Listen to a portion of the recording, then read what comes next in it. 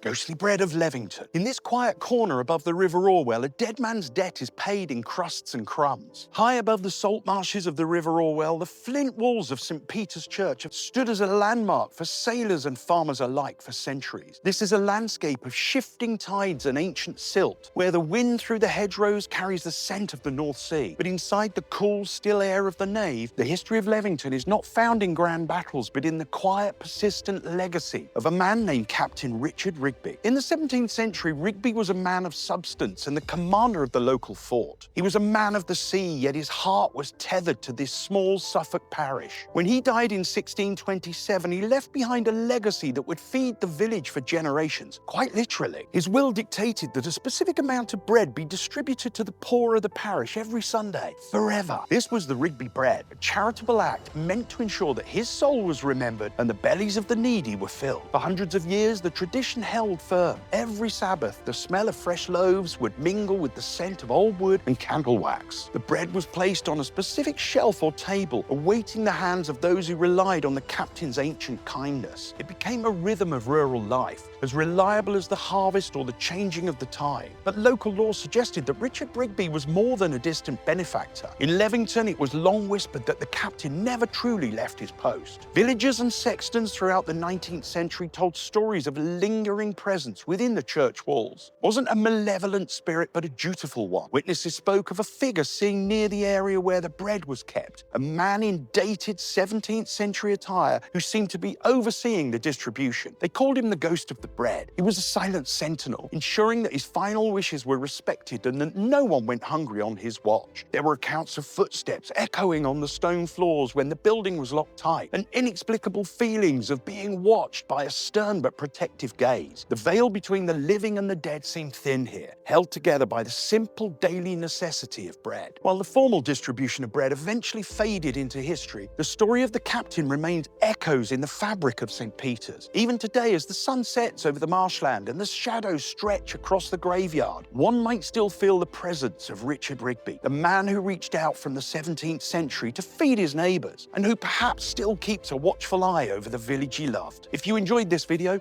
please hit like, please leave a nice comment, and please subscribe to our channel for more content like it.